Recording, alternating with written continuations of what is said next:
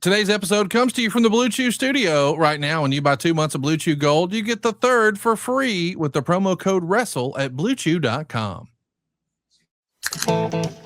Welcome to Something To Wrestle With. Something to wrestle with. Bruce Prichard. Well, you know.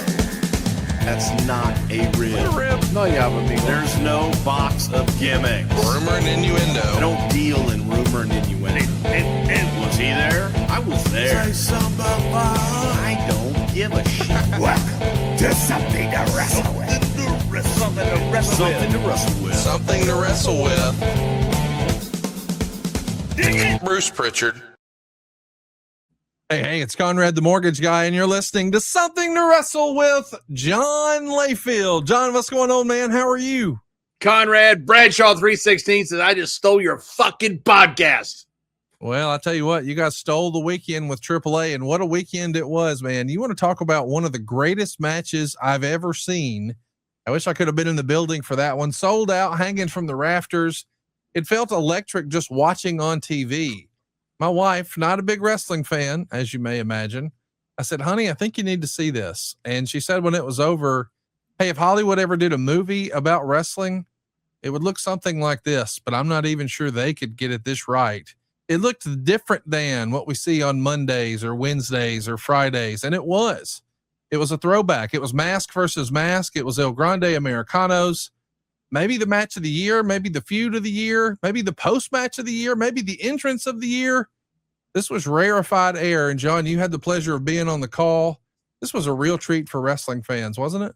Holy cow. Unbelievable. I mean, sometimes you get to witness something and you realize as you're part of it, this is going to be part of history. People are going to remember this for a very, very long time. And they are. And it's so cool when you realize you're watching history. You know, I've got to call some of the greatest moments in wrestling history of the last, say, 20 something years at different times.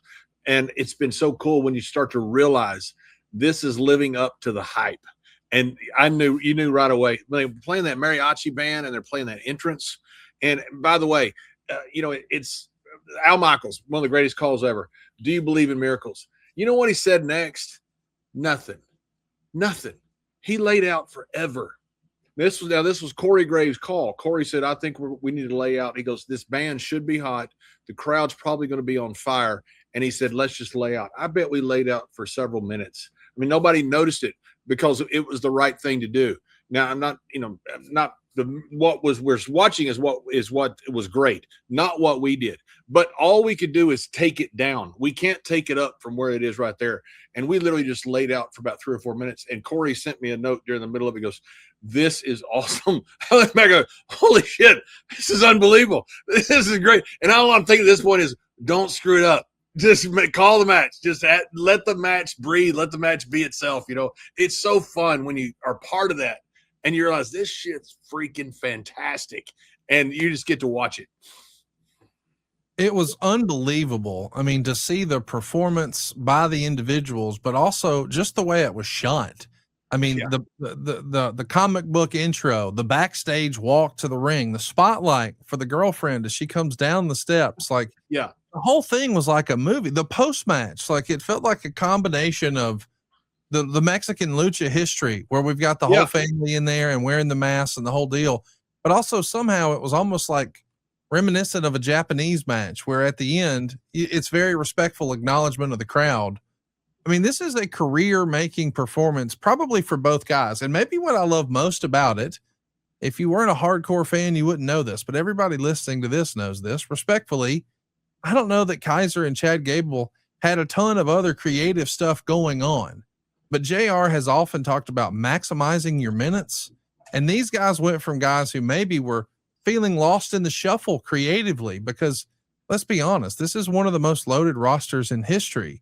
And how do you stand out when it's this loaded? Well, you go turn in a once in a lifetime performance.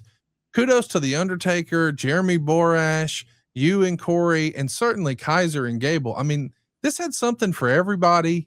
It's about as perfect as a wrestling match could be. And I can't tell you how excited I am for both of these guys on the other side of this. Dave Meltzer has been saying he thinks this was maybe the finest performance Chad Gable ever had, and he really showed the world what he was capable of. He has maintained for years. I had breakfast with Dave right before the Tokyo Dome Wrestle Kingdom in 2019. And he was telling me back then, Chad Gable might be one of the best wrestlers in the world. And I heard you say earlier this week, you think he is right now in 2026, right? Yeah, I don't think there's any doubt about it. What I saw was a general. What I saw was a guy that just had instincts beyond belief. I mean, you're put into that person, you're put into that match, and there's a lot of things that went around it. You know, kudos to Kaiser. By the way, Rey Mysterio was also on the call as well with us, and Rey does a great job, even though he got my general manager job, and I'm not sure why. I think there's some type of racist thing about it. I'm going to file suit probably against somebody and try to get Rey thrown out of my AAA organization, because it really should be mine. But that being aside, Ray does a great job on commentary, and you know, kudos to Kaiser. Kaiser created this. You know, Kaiser created this whole thing by going down to Mexico, and as I said earlier in the week, by learning Mexican. You know, not as well we used to say in Texas, not Spanish, learning the local dialect of the Mexicans, the way they speak. And you know, it's not something you learn off Rosetta Stone. You learn off Babbel. You learn off being there.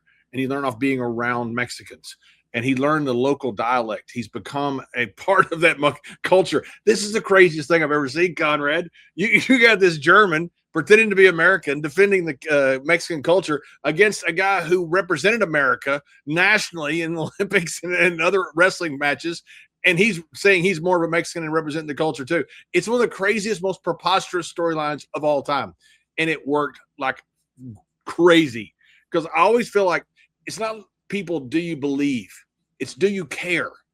And when people care, things like this can happen. Like, this is one of the greatest matches I've ever seen. And I think Chad Gable, as I said earlier in the week, I think he's the best wrestler in the world. And I don't think it's close. I mean, there's certain guys that come along every generation that are just fantastic at what they do. Kurt Angle was like that. Eddie Guerrero was like that. Shawn Michaels was like that. You can have great wrestlers, but certain guys just have instincts and can get out there. So the little suplexes Chad was doing on the floor just so naturally. I just thought it was absolutely amazing. You know, like, he kind of got stuck in kind of a campy villain type character in what he was doing in WWE. There's a real ceiling to that. There was no ceiling to this. When he first came down to Mexico, you know, we had a talk. And we said, you know, it's easy being that campy kind of villain. That's not real heat. Okay. Now, going down to Mexico and getting real heat, that's a different business. Completely different. Not everybody can do that. And not everybody can take it. Not everybody can handle it. You watched his entrance when people were trying to throw stuff at him and things. And he's a perfect villain. You know, Roddy Piper couldn't have done that better. I mean, it was just amazing what he did. The first match he had with La Parka, and somebody had talked to me, that I think it was Jeremy and probably Undertaker, and they've done a fantastic job, by the way. They pulled him aside, talked to him, whoever the producer was, also worked with him. That match was fantastic. I remember sitting there after going, dude, we got us a world-class heel here. This guy is unbelievable. It's the match he had with the part. And then he puts out this performance in this match. I don't know anybody in the world else that could have done what Chad Gable did. Now, kudos to Kaiser, because he's the most over person in Mexico right now. He created all this, but Chad is just different level wrestler. It really is pretty unbelievable. I mean, this match was just damn near perfect. I don't want to spoil the secrets. I don't want to overshare here, but I do want to be honest. I saw something that made me laugh, and maybe it shouldn't have. But there was a report out there that says, our respect to Corey Graves. He did a marathon of being in Monterey last night to immediately board a plane, travel for 14 hours to arrive in Turin to be at the commentators table for Clash in Italy. 14 hours. Because the Mexican show got done about 6:00 Italy time, and then the other show started about 2 or 3 o'clock in the afternoon, about 8 hours later. So that 14-hour flight probably would have put him there maybe for a late dinner in Italy. I don't want to spoil it, but you and Corey did the commentary for this remotely. Do you wish that you would have been in person? Oh my God, are you kidding me? I would love to have been there, and I wanted to be there. Corey had to be in Italy, and so that was. I don't think I'm giving anything that I'm not supposed to. You know, it is what it is. But Corey had to be in Italy, so he started calling that match. We got on the hookup around 2 o'clock Italy time in the morning on Sunday. We got done around 6 a.m. was whenever it was, because he said, hey, it's 6:23 or whatever it was at the time. I mean, it was breakfast time. And then he had to get up, take a little nap, get up and go call the pay-per-view. So yeah, it was a hell of a deal. Yeah, I wish I'd have been there. You can only get so much feedback. You know, one thing that Corey was really good about, I think Corey's fantastic at what he does, by the way. But one thing Corey is very good about, he asked the producers, could you give us more crowd noise so we could feel it better? You know, make it almost, too loud for us so we can feel the crowd. You know, it's when you're in the middle of that bowl down there and you're calling something and you can feel the pulsation of the crowd. And it really is like that. You can feel it. I mean, you can feel the crowd. It's just different. Yeah. I wish I could have been there, because for one, I would love to have seen this in person, because that crowd was just absolutely insane. And to call moments like this, I mean, it's just, what an honor it is to be able to do that. I know you called a lot of great WrestleMania moments and so many other fantastic pay-per-views. I mean, you've called a lot of history, but where does this one rank all time for you? Not necessarily most important, but just your personal favorites. This is my personal favorite. And, wow. And yeah, absolutely. Yeah. And I've called some the greatest of all time. I've called a ton of Cena's matches, and no disrespect to John, I've called so many Dolph matches, Dolph's return, Dolph's cash in, Seth's cash in, the Dudleys returning in Brooklyn. I mean, I've called so many of these great matches. This to me, because I knew where they came from and I knew what it took to get there, and the preposterousness of this storyline. You took two guys who were not being used.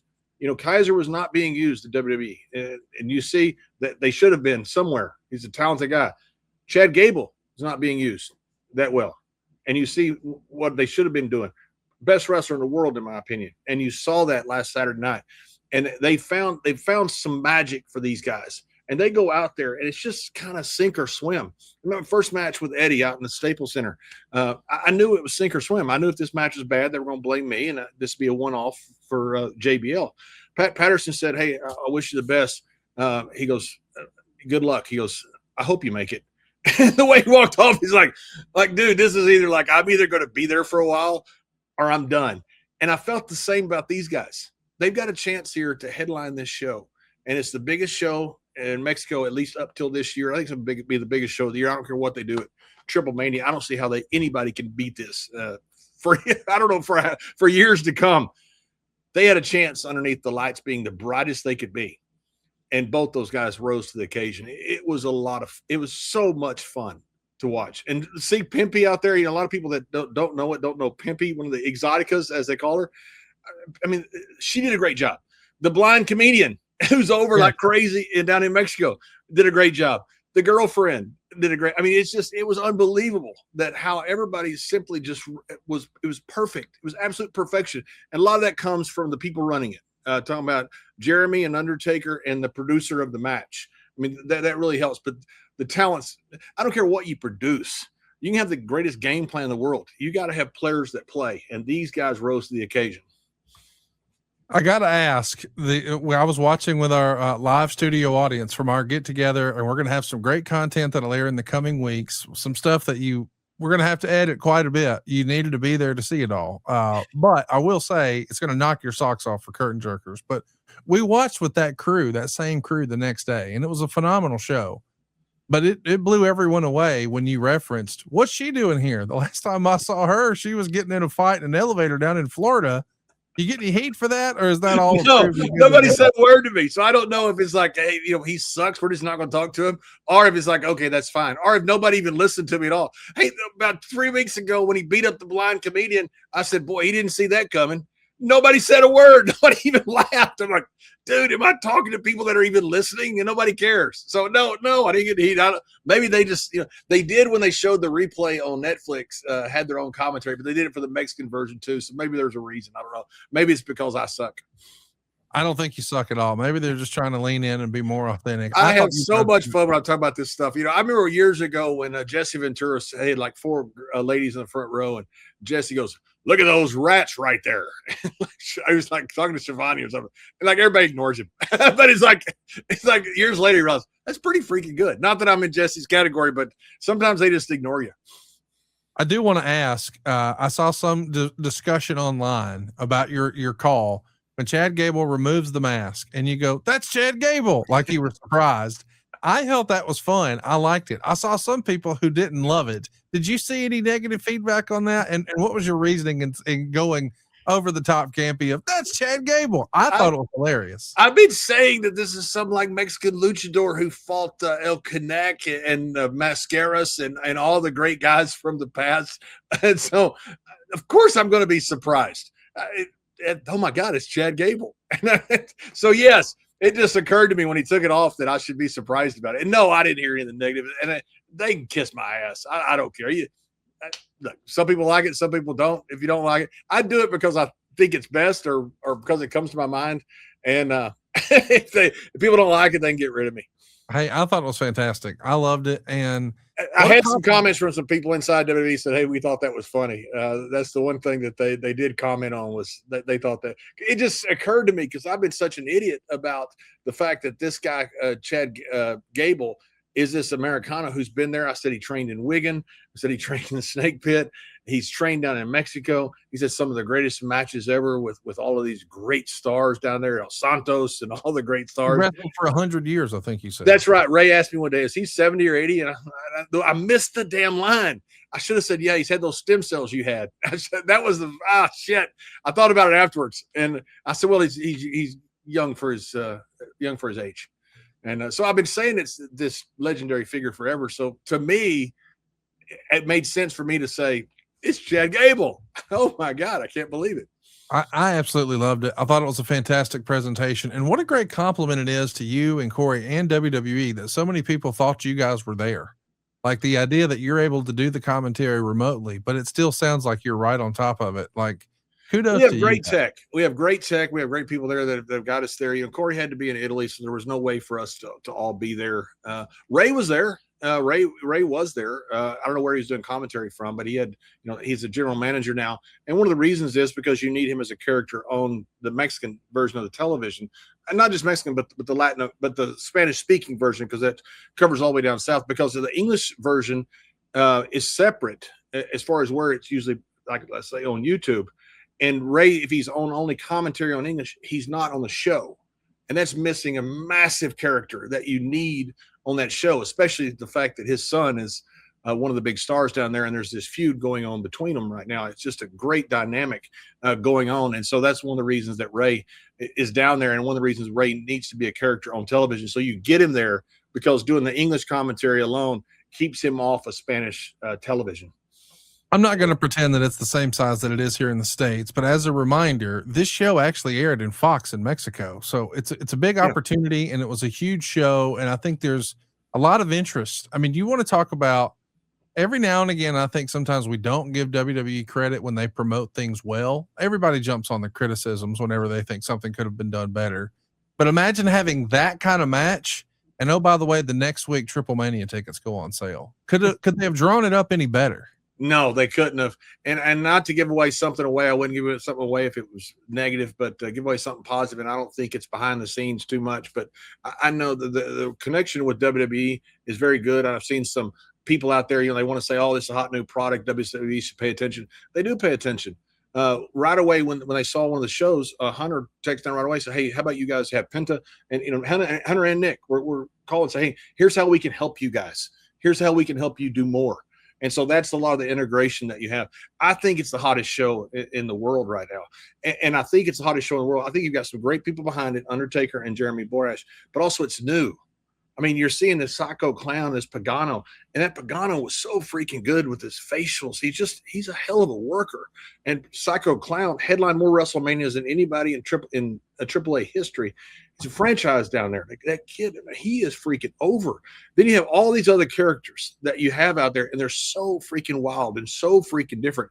They put structure around them for the first time, and they've taken to it like moths to a flame. They love the structure. All of a sudden now you're tagging. All of a sudden now the referee's instructions mean something. I never understood Lucha before. Of course, I wasn't the target audience. Mexican fans love Lucha. It's their wrestling genre. You just put a few rules in place where now all of a sudden you have people outside of the Spanish-speaking culture that understand Lucha be able to enjoy it as well. I think it's the hottest product in the world right now. I know there was some discussion about whether or not they should have done this Grande match, if you will, at WrestleMania or if they should have done it in AAA. I'm glad they did it in AAA. I think there's going to be a lot more interest in Triple Mania now. I know you're not the matchmaker. I know you're not head of creative. I know you have no inside information, but a lot of people are assuming what's next is Kaiser versus Dominic Mysterio. Would you be surprised to see if that was the headliner? I wouldn't know, and I don't know the creative that's going to be head for Triple Mania, but I agree with you about where the match should have took place. I mean, this match takes place at WrestleMania. It's going to be good. It's not going to be like that. Yes. You can't replicate that Mexican passion from the 12,000 or 17,000, whatever it was. The people that were there was full of people that are there in interacting with the crowd. They know Pimpy. They know the blind comedian. They know the girlfriend that's the ring announcer. They know all this. The American audience and the North American audience north of Mexico does not know it as well, and they're not as passionate about it. Americans don't understand mass versus mass. I think they understand it better now. This is part of the Mexican heritage. This match should have been, no doubt about it, should have been in Mexico, because if it hadn't have been, it would have been great, but it wouldn't have been this classic that you're going to watch for the next 20 or 30 years. Follow me here. I want to make a big leap here, but I want to remind everybody, because I see sometimes online there's a discourse about how good this guy is or how good that guy is and who deserves a push and who doesn't deserve a push and who was a jobber, all these other negative comments. But this is what happens when you give two guys who maybe aren't always busy on Monday and Friday, and maybe they do wind up spending more time in catering than they should or they would have hoped, but that's not up to them. But you want to talk about maximizing your minutes. I'm not taking anything away from these guys, but there's no telling what other great stories that could be told where guys just aren't given an opportunity. And I'm not dumping on WWE when I say that. I'm just saying it's so busy. I just want all of our listeners to understand there's a lot of great talent that sometimes you just run out of time. You've only got so much TV time. You've only got so much time to tell these stories. Not everybody gets these opportunities. But they proved that they belong in a major promotion with a major push and a major story. They answered the call, and I'd be willing to bet there's dozens of other guys who could do that same thing. Not taken away from what they did. I'm just saying It's about maximizing your minutes and being given those opportunities, because this on the surface shouldn't make any sense. No. That was the match that we're celebrating the most in AAA. A German guy who lives in America and an American who was parodying a Lucha Libre wrestler. And now we're going to put them together, mask versus mask, when we know who they are. The absurdity of this is so pro wrestling, but man, they took it seriously. We all believed. We suspended our disbelief, and they hit a freaking home run. And I think there's other talent who can do that as well, John. Yeah, I think there is. You know, it reminds me of, when Ron tells me the story about wearing the mask with Doom down in WCW and in the Crockett territories. All of a sudden, you only got 4 black guys in the whole territory, and 2 of them are huge and jacked up. And all of a sudden they're underneath hoods. And these 2 black guys have disappeared. And people are going, I know that's you, Ron Simmons. I know that's you. They used to yell at him. And the people knew it was him, but they cared. Do they believe that? No, they care. And that's what it was about Kaiser and Chad. Would this have worked with Kaiser and Chad in America as themselves? Yeah, they'd had a great match. Of course they would have. Would they have created something that is going to be a classic that people will talk about for the next 20 years? Absolutely not. They got an opportunity. And sometimes when just given the opportunity, things happened. It's not always what you have planned. Vince used to get all kinds of feedback all the time from different people. I mean, he used to take feedback. I would see him on the plane reading every single word because they printed out for him, and sit there and read every single word it was no telling how many people. And he would say, some of this is just horrible. And he goes, but you never know when I get a simple idea out of something that's in here. That's why he would read every single word. When you give guys opportunity, you think you know where it's going, but you don't really care if it takes off. And sometimes things take off unexpectedly, but they don't take off unexpectedly if they don't get the opportunity. That's what's great to me about AAA. You can take characters that are not necessarily being used, are a little long in the tooth on WWE television. You send them down to Mexico, and maybe something like this happens. I mean, the rest of Chad Gable's life and Kaiser, they're going to talk about this match. And if they didn't get the opportunity, they would not be talked about like that. Now, they'd still be talked about, they're great and all this stuff, but they had a classic. I mean, they had a legacy match. Everybody wants to have a legacy match, at least one where people remember what you did. People remember how it made you feel, and it takes you back in time. 20 years from now, Chad's at some autograph session. People are going to come up to him and tell him how much this match meant to them when he was standing there with his kids and he's cutting that babyface promo at the end. People are going to talk about this and talk about it vividly. They got this opportunity because they were given the chance. And once you give people enough chances like this, that's why AAA is so great. And also WWE's benefits from AAA. They're getting matches on Monday Night Raw and SmackDown. They got 50 hours of television a week. It's insane how much television they have to do. They love having these extra matches of guys that are already over, and they don't have to build them themselves through NXT. They can only do so much, and all of a sudden something new comes in. I think the whole thing is a win-win for WWE. I got to ask, I'm not saying they're going to do this, but it does make me wonder. I don't know if you ever saw it, but once upon a time before he was Sami Zayn, he was El Generico. Allegedly. I mean, I never saw him at the same place at the same time. I can't confirm that. But as far as I know, Sami Zayn has only had one match in AAA, and it was over 16 years ago. If you had the pencil, and you don't, we have no inside information. We're just talking as wrestling friends here.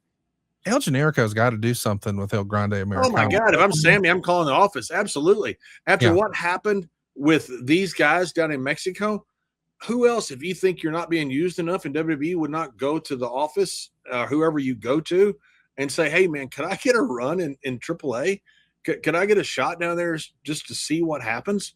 Because you never know. So, yeah, I would think El Generico. And to answer your question a little better about the main event of Triple Mania, look, I think that's where you got to go. And think about the healthiness of AAA right now. They had this match without their champion. I mean, now think about that. People are going to remember this forever. Talk about how great this was. Dominic Mysterio was terrific at what he does. When he walks out, that crowd is on fire. I mean, absolutely on fire. And by the way, if you'd had the match in America, Kaiser would have been booed and Chad would have been cheered. So you couldn't, the run-ins that you would have had would have been completely backwards. It's crazy. It's like the Hart family back in the 90s when they were heels in America and baby faces up in Canada. But Dominic Mysterio, what an addition he is. And I don't know if you put him Kaiser versus Dominic. I mean, it's basically babyface, huge babyface versus huge babyface. That's probably to me where you go. But what's some great options that you could have? Because you have 2 days apart. You have Friday and then Sunday. Because you have down in Mexico at the same time, you have SmackDown and Raw going to be down there. And I think you got a chance here to do some continuation of storylines from Friday to Sunday. I think there's a lot of opportunities here. I can't wait to see it. I'm so excited for us to talk more about Triple Mania and AAA. But right now, I want to talk about our friends over at Factor. If you haven't already, what are you waiting for? You got to go check out Factor. I promise you're going to absolutely love it. But here's the reality for most of us. When we get hungry, we're also exhausted. It's the end of a work day. The last thing we want to do is have to go shop and prep and cook and clean up. Not with Factor. They make it super easy. For a lot of us, eating healthy isn't a willpower problem either. It's a setup problem. Factor just makes life so much easier. You're going to have fully prepared meals designed by dietitians and crafted by chefs, and it's delivered right to your door. With Factor, you're going to hit your nutrition goals this season, and you can skip all the planning, the grocery runs, and the cooking. Factor has meals built around your goals. Whether you're looking for weight loss or overall nutrition, maybe you need more protein, or how about some GLP-1 support? You got it all with Factor. For strength and recovery, I want you to go ahead and check out Factor's Muscle Pro collection. That's what Double J's using. Every meal is crafted with functional ingredients. We're talking lean proteins, colorful veggies, whole foods, healthy fats. You're going to love this news too. I know my wife did. Factor has banned over 175 ingredients. What's that mean? It means no artificial colors, no artificial sweeteners, no high fructose corn syrup, no refined seed oils, just nutrient-dense food. I want to remind you it's fresh, it's never frozen, and there's over 100 different rotating weekly meals. They've also got globally inspired flavors. You can hook up Mediterranean or Asian. Either way, there's always something new to look for. I should mention they've got newly launched ready-to-eat salads, and they've got some really cool add-ons, over 70 of them to round out your nutrition. I'm talking things like green juices and peanut butter energy bites. Here's what you'll love most about Factor. It's ready in 2 minutes. Factor handles the shopping, the prepping, the cooking, and they deliver it right to your door. So you've got more time for, well, everything else. I saw Double J all weekend, and he had Factor by him all the time. Those little add-ons, my man's traveling with them. Go see what all the fuss is about right now. Head on over to factormeals.com/wrestle50off. Use our promo code wrestle50off, and you'll get 50% off and free daily greens per box with new subscription only while supplies last until September 27th, 2026. See website for more details. That's factormeals.com/wrestle50off. So, John, let's talk about some other news over the weekend. Hey, can I bring up something about that dickhead Dave Silva? Oh, okay. Yeah, so I get a haircut, okay? People get haircuts normally, all right? So he asked me, he goes, oh, you got a haircut. You clean that shit up. That's what he said. He said that to me. That's not what a friend does. Friends do not do that. That's not very nice. And then I started looking at it and realized, a lot of people thought I looked like John Cena, maybe an older version of John Cena, or John Cena looked like a younger version of me. Then I looked at myself and realized, oh, holy shit, I look like Pat McAfee's dad. Oh, God. Or wait, would that make him John? Not that that's bad. He's worth like $4 billion or something. Maybe he can take care of Pops. But yeah, apparently look at me. I got a haircut. He's better shape. He's better looking guy, but similar. I think similar hair. Wait. I think my Rogaine's working. Are you suggesting that you're John McAfee? Are you on the run from the law right now? Are you smoking crack in Belize? What's going on? That guy had a life. Yeah, holy cow, John. Yes, I'd love to be John McAfee. I want to have that kind of money that I can do some really sick things and have those options. I probably don't want to do the sick things, but I want to have options of, okay, that dumbass woke up this morning and he chose something really stupid because he can't afford it. Well, I don't think you have to be a billionaire. I mean, Jamie Dundee, he's probably had a fair amount of fun with drugs and women, right? You think? Stay tuned, boys and girls. Not women. It's like a whole herd. Two of them were a whole herd. He told us the whole story. Just two of them. More like the whole. I mean, it's like, I don't know, like how many guys slept with like 100 women or something. He slept with the equivalent weight version in two. I'm sorry. All right. Never mind. Jamie Dundee, that was one of the wildest things. I mean, I don't know what happened to start him, but he just, it was one of the craziest things I've ever been a part of. I was around Jamie Dundee, back in the 90s. I always liked Jamie and Wolfie D. He's insane. I mean, he's certifiably insane. He was back then too, by the way. So it's not like he's done drugs and he's like gotten crazier. He's just stayed crazy. Well, I think the crack probably helped. Let's talk a little. When he told us this story about smoking crack in the ring, hang on. Oh my god! Oh my god! Like, how do you do that? On the plane, and he got mad at me because I asked him about smoking crack on a plane. He's like, "No, dumbass! I didn't do it in the cockpit." I'm like, "Okay, I'm the dumbass asking you about smoking crack on a plane." I'm a little bit incredulous to the fact that you did this. Okay, I've heard of snakes on a plane. I can't say that I've heard of crack on a plane. I hope there was no crack on the plane to Italy. This past weekend, we saw Brock Lesnar and Obafemi 2. We thought we'd never see it again, just like we never thought we'd see John. John's got so offended by the crack talk, he just did a run out. You've heard of a run in? He did a run out. We're bringing curtain jerkers to the middle of the show now, and this feels like a good time for us to talk about the clash in Italy. The entire wrestling world was wondering, did Brock Lesnar just retire at WrestleMania? I mean, he took his boots off, he took his gloves off, and then he went to Italy and he took Obafemi's head off. Not one, not two, not three, not four, not five, not six, but 7 F5s later, Brock Lesnar has tied it up. It's one apiece, and the entire internet believes we're headed to the rubber match. Will it be at SummerSlam? Will it be in Saudi Arabia? I just can't imagine that we're going to end it at one apiece. It does feel like we're setting up the rubber match. It feels like we're headed towards the third match in this trilogy. And we want to hear from you guys. Do you want to see that in Saudi later this month? Would you rather see it in SummerSlam? Like, the rumor and innuendo was that Brock was going to retire at SummerSlam, but I hope he doesn't do it before we see the match with Gunther. Speaking of Gunther, I was kind of surprised that they didn't switch the title last week. John thought they were going to switch the title. Double J thought they were going to switch the title. I think even good old JR thought they were going to switch the title. The world was convinced that Cody's time was up, but the American Nightmare retained, but Gunther's foot was under the ropes. It feels like that sets up a natural rematch for Night of Champions. I want to hear from you guys, though. Do you prefer Cody chasing the world title, or do you like what he's doing as the babyface champion, taking on all comers? I kind of didn't expect that. I also didn't expect the bloodline to pick up steam again. It looks like we're entering year 6 of the Bloodline story. We saw Jacob Fatu actually take a knee in front of Roman Reigns. I felt like we had seen the Bloodline from every angle. Hell, we saw Bloodline versus Bloodline. Like, what else is there to do? And I'm wondering, is this a result of the Vision seemingly being snake bitten? It feels like everybody who's been a part of the Vision has been hurt, knock on wood. I hope Paul Heyman doesn't tear a damn meniscus or something, because something's happened to everyone else. What do you guys think of the Bloodline? Are you for it? Do you want more Bloodline? Is that enough, as Conan may say? Let us know in the comments below what you thought about the Clash of Italy. And I'm sure, just to avoid the conversation, JBL has tucked tail and head for the hills. I want to give a quick shout out to my buddy Andrew Keller. He's got a great new book. If you haven't checked it out, I want to recommend you do. I can't believe this is a thing, but I actually did the foreword for this book. It's called Urban Legends of Pro Wrestling. There's over 60 wrestling stories, all the folklore, over 10 bonus chapters in the first printing. My buddy Andrew Keller did a phenomenal job by this. This is available now on Amazon. You can pick it up at Barnes & Noble, Walmart, and Target. And it is the #1 ranked wrestling book on Amazon this spring. Go pick it up right now. Shout out to Andrew. I think he's done a great job with it.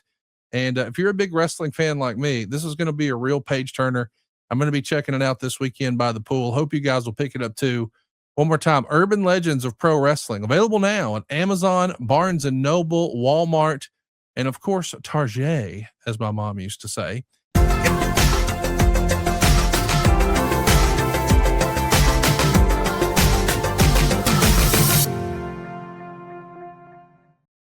All right, John, it's time for one of my favorite segments on the show. We like to call it WrestleWorth. Kind of think of it like Antique Roadshow for wrestling collectibles. And if you've got something in your man cave on your mantle and you want to know, hey, what's this worth? Send us a picture. Tell us your story. It's all by email. WrestleWorth@gmail.com is where you can send us your stuff. We would love to feature it here on the show and get a professional opinion from Tony from Heritage Auctions. Let's welcome him into the show, and a very special guest, acclaimed belt maker, Mr. Ron Edwardson from Red Leather Belts. Ron, how are you, man? Oh, good, man. It's great to be here. Well, we're excited to be with you. Tony, where in the world are you today? I am in La Crosse, Wisconsin on a consignment pickup, and I will be driving back to Minneapolis. I have an early flight tomorrow to Chicago and then to Cleveland.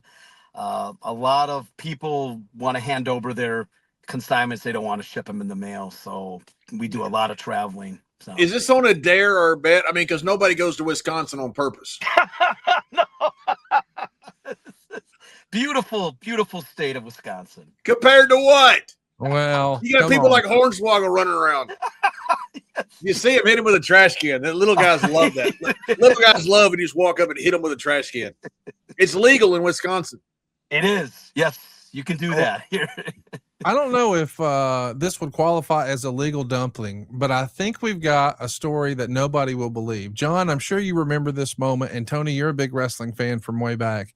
I think we've answered one of wrestling's great mysteries. If you go back to the winter of 1997, I'm sure you'll recall, once upon a time, Steve Austin got dumped on his head. Wait a minute. I don't remember the 90s. I lived it. They say if you really lived in the 90s, you don't remember it. And, I did well. So anyway, go ahead. I'll take your word for it. So, John, as you'll recall, when Steve Austin was forced to relinquish the Intercontinental title, he didn't want to do that willingly. So if you'll recall, he went out and he found a bridge and he threw the belt off the bridge and said, Rock, if you want it, just go get it. And he threw the title belt off the bridge into the river. And we thought we would never see that title belt ever again. Little did we know that somehow, some way, we found it. Ron, what in the world is going on? Chat me up. Tell me about this find and what the real story is. What happened? Okay, I didn't know a whole lot about the belt. I was actually in the Army at the time, so we watched through the barracks. But years later, a good friend of mine, Adam, came to me and he said, hey, Ron, could you do me a favor and verify that this is a Reggie Parks? And I took a look at it and immediately knew that this is definitely a Reggie Parks. He said, it's pretty beat up. I said, well, most likely it's ring used, and I offered him an undisclosed amount to go buy it. He went and found it on Facebook Marketplace for such a low amount that I'm ashamed to even say it. From there, he shipped me the belt, and I took a good look at it. It has dry rot all over it, almost as though it was soaking in salt water or something. So I immediately started to contact the people that sold it, and it turned out that it was like a guy's landlord who didn't know what it was. So she looked up tag belt on eBay and put it up there for this god awful low amount. So I said, could you tell me a little bit about this belt? And she said, why? Is there some kind of value to it? I said, I don't really know. I'm just trying to do some research. And she said, well, the guy that used to own it was my next door neighbor. And he saw this thing get thrown off a bridge and he went and fished it out. He tried to sell it or barter with WWF, WWE for a job. And they told him, just go ahead and keep the belt. So that's when I really started to deep dive into belt bridge, and I found the Stone Cold video where he's making just some hilarious comments and throwing your belt off a bridge, Rock. Here's some swimmers. I know y'all can't swim, and I mean it just kept spinning out of control, and I was like, this is crazy. I mean, there's no way this is the right belt, but the lady just confirmed it, and then I spent a tremendous amount of time trying to find out whether it was held by Foley as a tag belt, whether it was held by Yokozuna. It was right. The Islanders, was it the Wild Samoans or something like that? Yeah, so let's talk a little bit about where we are. As a reminder, John, and I think you'll remember this name, this belt was made by Reggie Parks, and he is considered to be like the godfather of professional wrestling belts. He's no longer with us. He's long since passed, but almost everyone who makes professional wrestling belts today was inspired at some point by Reggie Parks. And he has probably the most iconic library of art. Of course, we all remember the Winged Eagle title like Bret Hart and Hulk Hogan and everybody else held. They also have the Intercontinental title like The Rock held and Stone Cold. But specifically, what Ron is referencing is that's not the belt that was thrown over. Now, yes, Stone Cold was mandated to relinquish the Intercontinental title, but perhaps they didn't have another road belt, John. They only had the one Intercontinental title, so they couldn't actually throw that belt over. So if you take a look at the pictures of Stone Cold throwing a belt over, they never shoot the front plates. But it's been understood that this was actually the tag title that goes over, a long since retired tag title belt. And we've got some pictures now of what the belt looks like today. And I think this is such a phenomenal story and such a cool find. Again, it was thrown off a bridge on December 15th, 1997 in New Hampshire. And you just heard the story. A fella fished it out.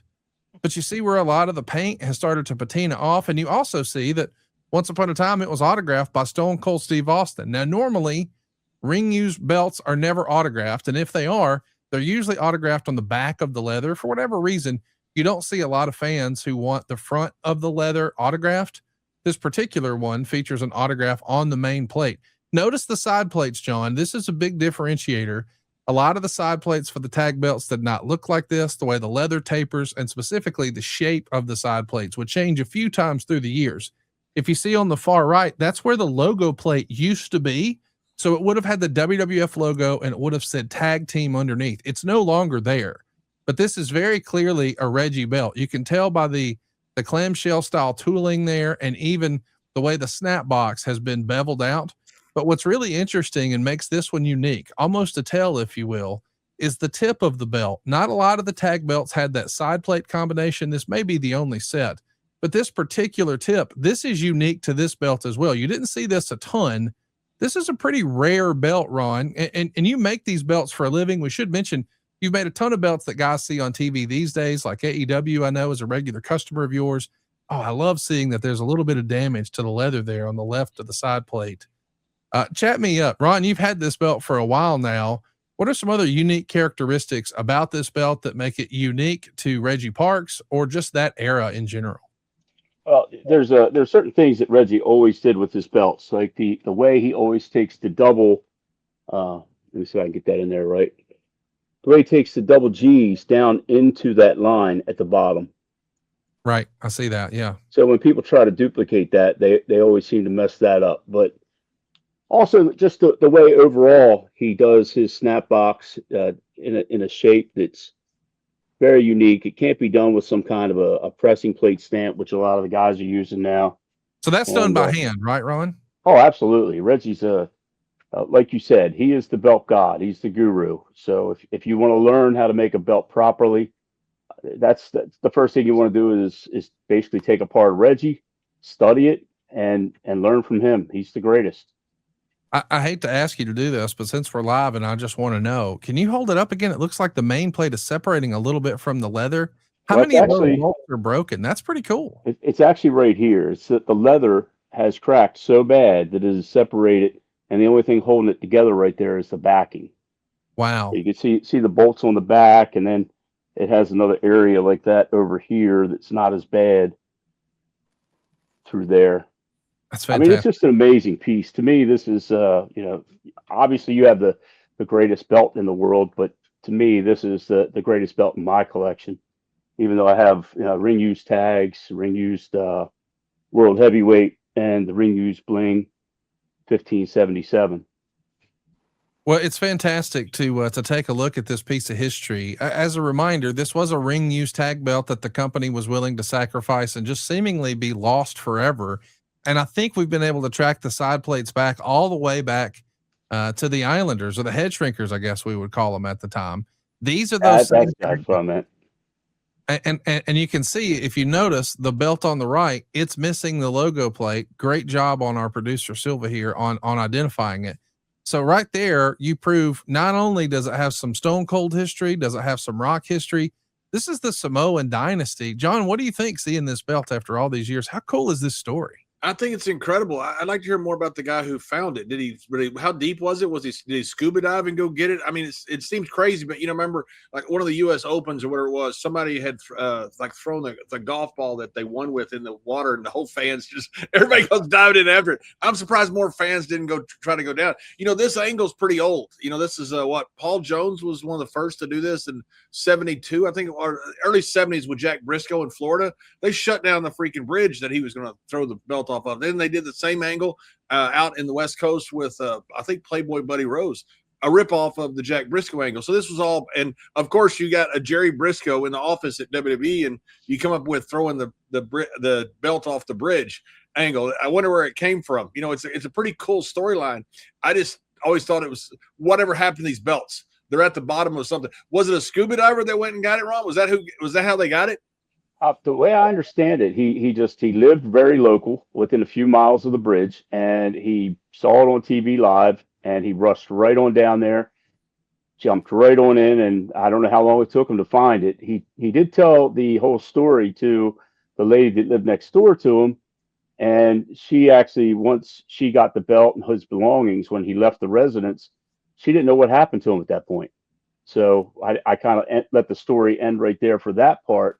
And I started researching the tags by looking at the tips and the placement of the side plates to see if I could pinpoint exactly when it was used. I was kind of hoping it was Mick Foley's or Stone Cold's tag when they tag teamed together. And I apologize in advance. I forgot my APA shirt. That's okay. But I appreciate you mentioning it. Thank you very much. It's just amazing to me. You got a company now worth what, 14 or 15 billion dollars in TKO, the combined merger of WWE and UFC and PBR and everything else that's involved, and they don't even have an extra belt. They use some old tag belt that's missing plates off of it. It's pretty shocking how few things we had back then. It's really cool to me to see this belt after all these years. We know for sure that it's ring used. We know for sure that it has a lineage going back to at least 1993, maybe more than that. But when you think about The Rock and Stone Cold, I mean, those are the two definitive stars of this era. Isn't that right, John? No doubt about it. No doubt about it. I mean, I've never seen anything like those two stars when they got hot. When Steve got hot, any building you put his name on it sold out. That went from we're not selling tickets anywhere to selling out for literally anywhere in the world with Stone Cold. And then The Rock was just as hot. I mean, it was insane that time the way we were selling out everywhere we were in the world. And those two guys were directly responsible. It's pretty phenomenal to know that not only does it have the actual tag team history, but believe it or not, the most iconic trilogy in WWE history, because we had not one, not two, but 3 WrestleMania almost main events. 2 of the 3 were for sure. And certainly Austin's last match, what we felt like would be the last match, were Austin and The Rock. Knowing that it has the tag team lineage of the Quebecers, the Head Shrinkers, and others, Tony, but also too, really the first substantial angle and moment between these 2 iconic characters, The Rock and Stone Cold. But more importantly, what a cool story. I mean, this is a belt that was seemingly lost to time for nearly 30 years. Now we found it. It's the only belt of the WWF era, which we all know is probably the most valuable commodity. If you're going to have the WWF attached to it, who else would you want besides Stone Cold and The Rock? It's the River Belt. Tony, if you had to venture a guess, what do you think this would be worth? Well, there's a lot of angles here that you'll be pulling from. I say it all the time in the memorabilia business and the memorabilia hobby. A lot of times you're buying the piece, but you're also buying the story. And with this one, you're exactly right. Anything related to Stone Cold and with The Rock is going to have, that you're talking Monday night, where you're really pulling from a lot of angles here. And having that moment, I remember when it happened. Of course, I never thought about the belt. I never thought about whatever happened to it. But because it's Stone Cold, it's The Rock, and there's a good history behind it, I would say my first guess was 75 to 100,000. It could do more. One thing that I was wondering what it's going to look like. It's not in that bad of condition either. You would think it would look just terrible, but yes, there's some pulling away, but visually it looks really good. And I think in that 75 to 100,000 range, could it do more? Absolutely, because there's not enough belts out there. There's a substantial history with this one. And when you've got, Dave doing the great work with the missing plate, the Head Shrinkers having this, being a WWF belt, you're buying the story as well as buying the piece. It wouldn't shock me if it hit 6 figures. And you know what? The negative that people would most likely associate is, yeah, but it was in the water. It's not in that bad of condition to be, to go through what it did go through. Phenomenal piece. And again, Stone Cold, anything with Stone Cold in it, especially from that time period, is going to be instantly very recognizable and is going to have great value. If I'm honest with you, if I were in the market for this belt, and Lord knows this is a belt that I looked for years and years, I would want it to be ragged around. I would want it to show some patina. I want it beaten up. Because if this is the river belt, I need it to look like a river belt. If I need a nice pretty belt, there's plenty of those out there that are for sale. I want the one that was thrown off a bridge by Stone Cold Steve Austin, where he told Rock to run get it. I thought this is such a great story. I'm not surprised to hear you say it's a 6-figure belt. Ron, what do you think? Do you think this is a 6-figure belt? How do you feel hearing that?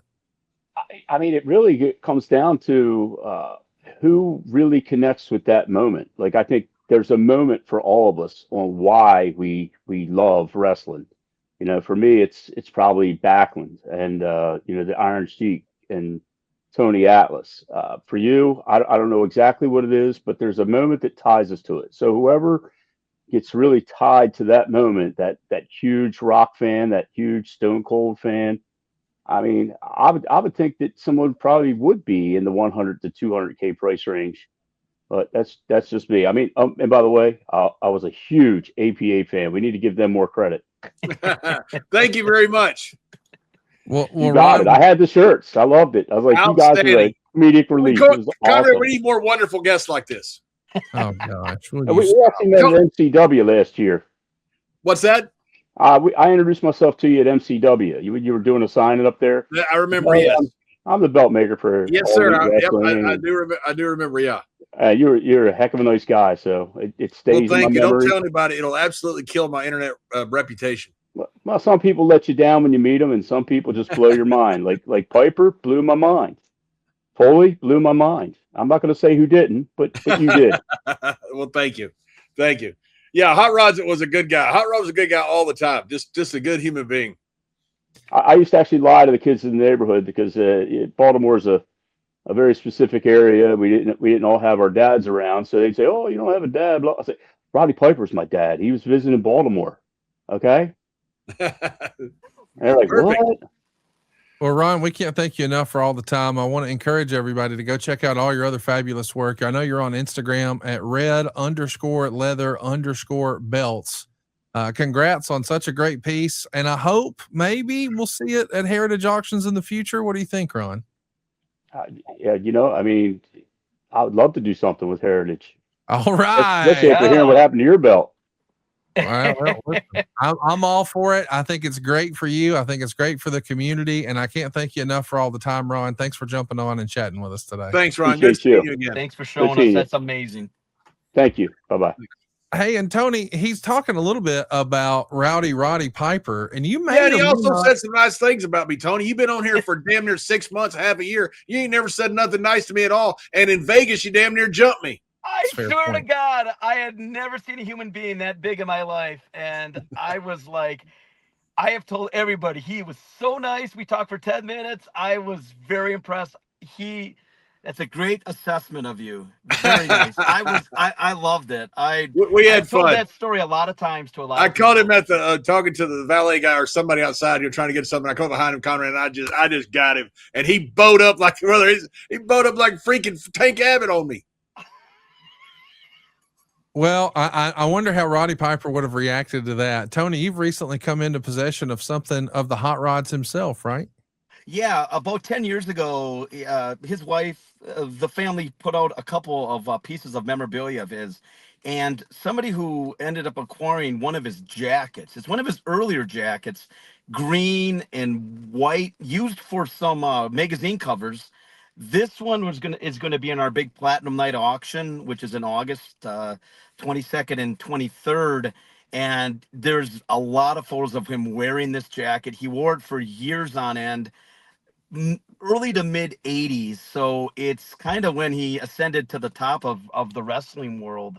And this one is going to be really exciting because when his material sold, 10 years ago, the wrestling market wasn't anywhere near what it is today. Back then, you could probably get this for 4,000, 5,000.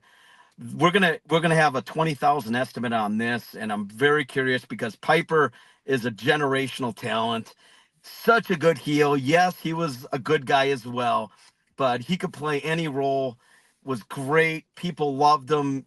Went to Hollywood, of course, for a little while, but it's going to be exciting to see what the wrestling community is going to say about this piece because, again, anytime you have the wrestler wearing that particular outfit, it's a big deal. And this one spans probably 4 or 5 year period, early 80s to mid 80s. And I'm, Piper, top tier talent.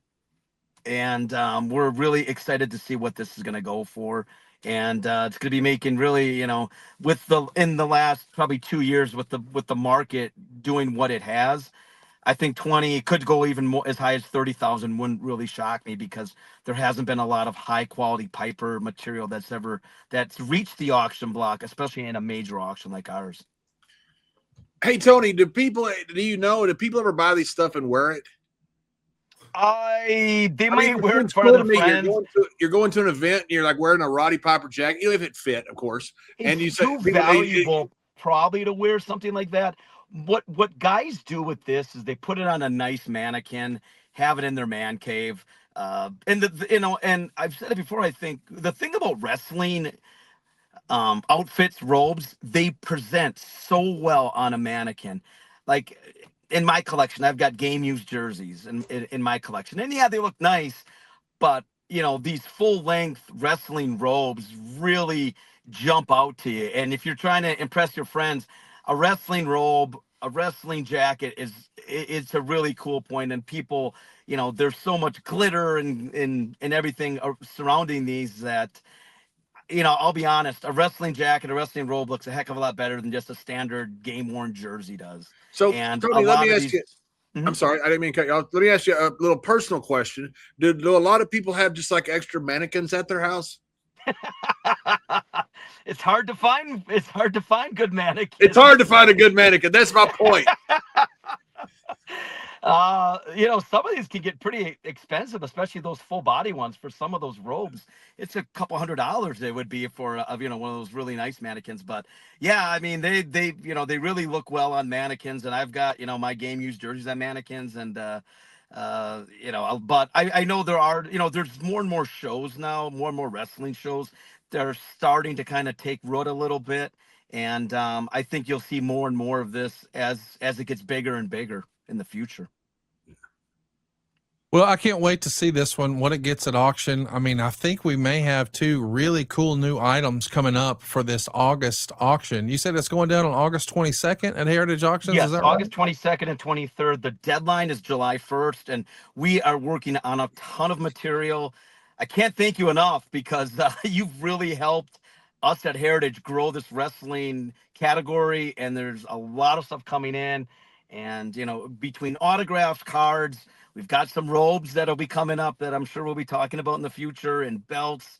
It's an exciting time, and it's great to see the market, what it is right now, because there's a lot of excitement and there's a lot of movement, and a lot of people are searching for items in their collections now. And it's just amazing to see what's still out there. There's a lot out there. So people are searching, and, I had somebody send us a napkin signed by Andre the Giant. It was a kid who, probably met him at the airport, and it's an Andre the Giant signed napkin. Now, usually you would think a napkin's not worth much, but I told the guy it was probably $2,000, $2,500 for anything signed by Andre. So you never know what someone's going to have. And, again, keep searching, people, keep looking, because you never know what's out there, what you're going to find. And a lot of these wrestling cards had very low populations, and they were regional. So you never know what someone's going to find out in their man cave or out in their, in a random box. Hey, and Conrad, all joking aside, mannequins were much better workers in my era. Hey, for real, if you've got an item. That was for real. We had some mannequins that could go. They're just not as talented now.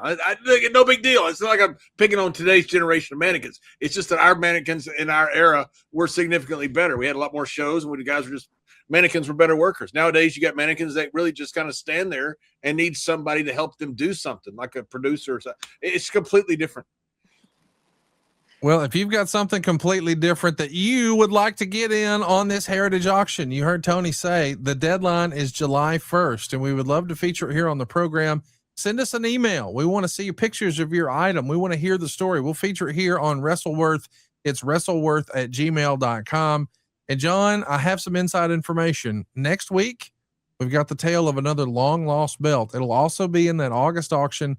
I can't wait for you to see this one. I literally looked for this belt at least once a week for 13 years, and it just popped up, and we're going to show it next week here on the program.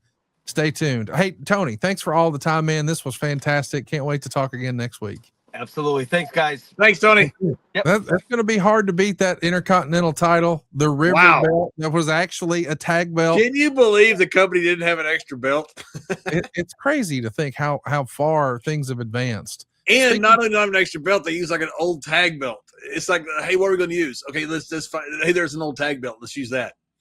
I mean, I guess they just knew it was retired and it was missing a plate, and they were like, we'll just throw this one.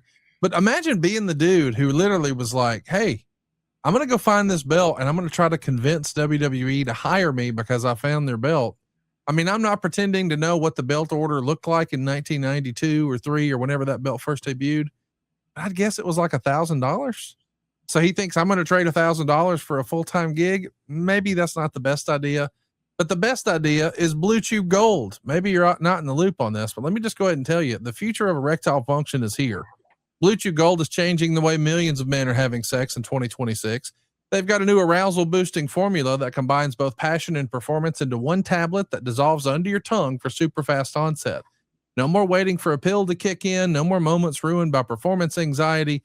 Just the results you want when you want them. Most ED meds only focus on blood flow, but Blue Chew Gold goes further by combining 2 ingredients for blood flow with 2 for mental arousal and connection. So you're not just physically ready, you're actually in the mood. This type of innovation is why Blue Chew Gold is the #1 brand in erectile function. The process is simple. It's all online too. Get started today at bluechew.com and go for the gold. Discover your options right now at bluechew.com. And we've got a special deal for our listeners. Right now, when you buy 2 months of Blue Chew Gold, you get the third for free with the promo code WRESTLE. That's promo code WRESTLE. Visit bluechew.com for more details and important safety information. And we thank Blue Chew for sponsoring today's podcast. I don't know if you guys are in the loop or not, but this time of year, man, you got to be more seasonal and more intentional about how you're dressing. You want the pieces that feel lighter and more breathable, especially if you're a big boy, but you need things that still look put together. So it needs to feel comfortable, but look sharp. That's why me and my friends keep coming back to Quince. They focus on high quality essentials that feel and look amazing. Think breathable linen and soft organic cotton, well-made basics, but without the luxury markup. It's that rare balance where everything feels elevated, but still effortless. Quince European linen pants and shirts are the perfect warm weather upgrade to add to your rotation, starting at just $34. Their tees are soft and easy to wear, and their lightweight cotton sweaters are perfect for cooler summer nights. Everything at Quince is priced 50 to 80% less than similar brands. They work directly with ethical factories and cut out the middlemen, so you're paying for quality, not brand markup. Quince goes way beyond clothing, too. They've got custom upholstered sofas, ceramic cookware, premium bedding. It's the kind of brand you end up recommending to everyone for everything. Go elevate your summer wardrobe. Go to quince.com/wrestle for free shipping on your order and 365 days returns.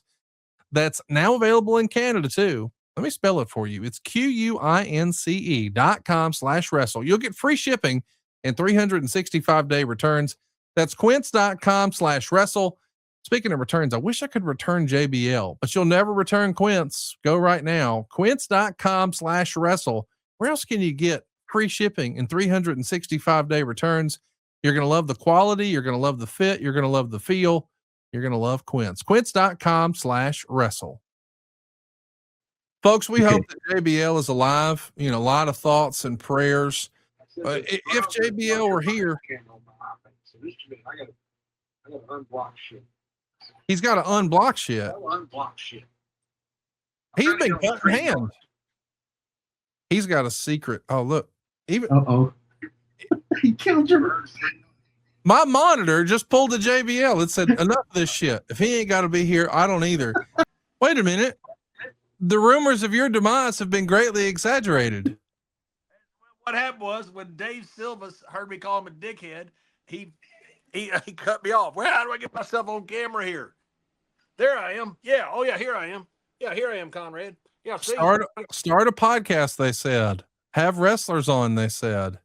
What's wrong with wrestlers? It'll be fun, they said. Why you didn't let me in with everybody else? What happened is Dave Silva, once I called him a dickhead, next thing you know, he started planning to sabotage me, and then he sabotaged me and turned off my damn power. Well, then he sent me this freaking, look at this microphone. This microphone here, my electricity went from $325 a month to $1,548 a month off this microphone that he sent me. This whole thing's a rib. My neighbor's electricity went out because this thing blew out the grid. This whole thing is Dave Silva's fault, 100%. Tap the end of the microphone. You blame me and don't you lump me in with all these other wrestlers. I mean, listen, JR didn't show up for his podcast last night. Bruce hadn't shown up for his in months. I feel like you guys are three peas in a pod. Wait a minute. I'm here. I got sabotaged by that damn Dave Silva. I'm here. JR, I have nothing to do with JR. He's from Oklahoma. We don't speak the same language because it's like some type of redneck hillbilly dialect. I don't really understand it. I don't have a Rosetta Stone to understand like dumbass and redneck and hillbilly and stuff like that. So I can't understand a lot of people from Oklahoma. Bruce, I don't know about. I stole his podcast. I don't know what happened with them. But I'm not three peas in a pod. Dave Silva sabotaged me. That son of a bitch. Layfield 316 says, I don't charge my goddamn laptops.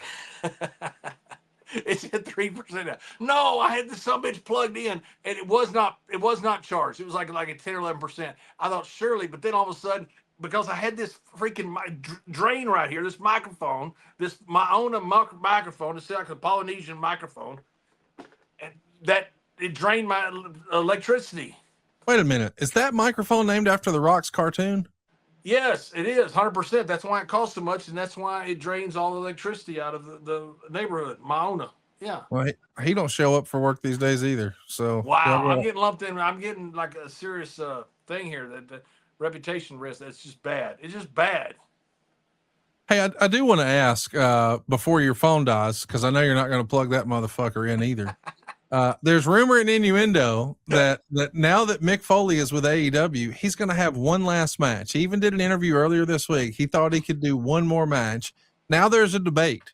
If he's going to wrestle, we're not going to talk about whether or not he should, because I know Eric Bischoff said his piece on that. But if he wants to, by God, what did Eric say? He pleaded with him not to do it. He said he didn't have to do it. He shouldn't do it. It's unnecessary. Don't take the risk. I get all that. But, man, if the guy wants to do it, I want him to do what he wants to do. Would you rather see him in a tag match or a singles? Like, if you were Mick, what would you opt for? What I would opt for, because he knows himself better than anybody else, what I would opt for is whatever he thinks that he can do the best, I would want him to do.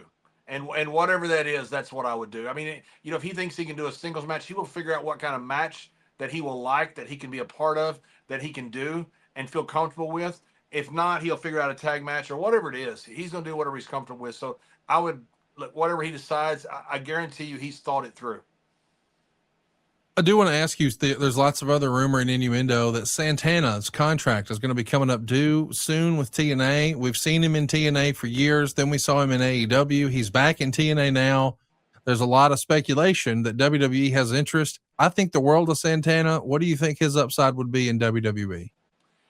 I don't know. It's just a matter. There's so much talent up there, and he is incredibly talented. I think he's a great talent, and I sent him a congratulatory note when he became champion. He deserved to be champion, and he deserved to be able to carry the company. And he did. He did a great job. I think Santana is very talented. Now, whether he goes to WWE, his upside is based on what they're going to allow him to do. If they're going to allow him to get over and allow him to get over the character and the promo skills and the things that he have that he's so good at, then yes, I think he should go. But I would make sure before he goes what they have in mind for him. I do want to ask you something about Becky Lynch. I don't know if you saw this, but she recently talked about being a journeyman wrestler. And when I read it, I thought to myself, this feels like something that JBL would be aligned with. She said, America's not the end all be all.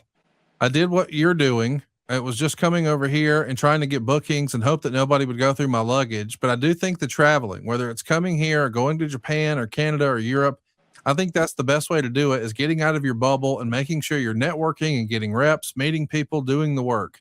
It's a different time now, but we had MySpace back then. It was putting a match on MySpace and getting someone to send you videotapes where you might be able to send to the promoter. But it's doing what you're doing, coming out here, meeting people, networking, making sure you're booked in different promotions. I don't know how to get the visa thing, especially over in America right now. It's a little tricky, but this isn't the only place you can wrestle. And thankfully, there's great promotions for women in Japan and in England and all over the world. So keep doing it. Also, America's not the end all be all of wrestling. There's Japan, Mexico, get those reps there. It's bad right now. It's not going to last forever. It is going to change. Hopefully in the next couple of years, it's going to change. So if you can get those reps, Mexico, Japan, while you can, and take those risks, there's a whole world of wrestling beyond just America. And it wasn't that long ago that we heard you give similar advice when we talked about hypothetical young JBL, which contract would you pick? You didn't hesitate and you picked Japan. I'm pretty sure you're going to co-sign what Becky's saying here, right? Yeah, 100%. Learn everywhere you can. And I get people ask me all the time when I go around, what's the best advice you can give me? The advice is simple. Learn everything you can. If you're just in one place, you're not going to be a well-rounded wrestler. No matter what place that is, go everywhere you can. Learn different styles. Try to get over. It's hard to get over. If you can get over anywhere in the world, people are going to hear about you. And I would rather learn somewhere else where you're not underneath the magnifying glass of the world. The good thing that we did when we were starting was we got to learn in territories off of national television. Now it's global television. It was kind of global television there, but not quite. Now the guys are learning on global television. That's a hard thing to do because people remember that. Very few guys are like The Miz or like Kurt Angle that can come out and be right on top right away with talented rosters. most people need to learn off of television somewhere. And so, yeah, I completely agree with it. And there are incredible opportunities out there, but go everywhere you can. Look, every time I go a place, I'm not trying to get booked. I got 6.3 million miles on American Airlines alone. We used to fly every day. I hate flying, but every time I go somewhere, somebody wants me to go here or somebody wants me to go there. The opportunities come up. You don't get that going to your house, staying at your house, going to your local gym, or wrestling just in the same territory all the time. You've got to get out there and experience the world. Well, I hope that they take that advice and they start marketing themselves the same way Danhausen recommended. He gave some great advice about do more of what is natural to your character and more of what you believe in. And if you really believe in it, sink your heels in, make it happen, bet on yourself. I think he is maybe the best embodiment of that right now. I know you've been keeping up with everything that's happening with the Knicks, but the idea that he somehow attached himself to this story, it's another great example. By the way, both the combination of the information that Danhausen is sharing and what Becky Lynch is sharing are both because of Bailey's lodestone. She's just sharing information with the next generation. I think it's a terrific sign for the future of wrestling, and hopefully the future of this podcast will look and sound a little differently. Maybe next week we'll get John to commit that he's going to charge his laptop or leave it plugged in. Are outlets allowed in the basement of Bethesda, Maryland? Is that legal? This is all sabotage from Dave Silva. People don't know Dave Silva, but he's a very nefarious individual, and he's he's like a big time ribber. He's like a modern day Nasty Boys is what he is, and he's the one that's ribbing me with this big freaking rock Maona microphone that is taking my bill from $325 a month to $4,028 a month is what it's taking me to. Well, it sounds like you need to go to savewithconrad.com. I've already thrown to it once before, but do you want to go ahead and throw to Curtain Jerkers in your very own unique JBL way? Yeah, we got the cassette kid. We got all kinds of things going on with Curtain Jerkers. It's the greatest show in the history of the freaking world. It's me with some other, he's a comedian. I'm not sure who he is. But he's okay. He's pretty funny. He's okay. Folks, I hope you enjoy Curtain Jerkers, and for the love of God, charge your fucking laptops. Stay tuned. Now you're being mean to me too. Well, you deserve it. Curtain Jerkers coming your way right now.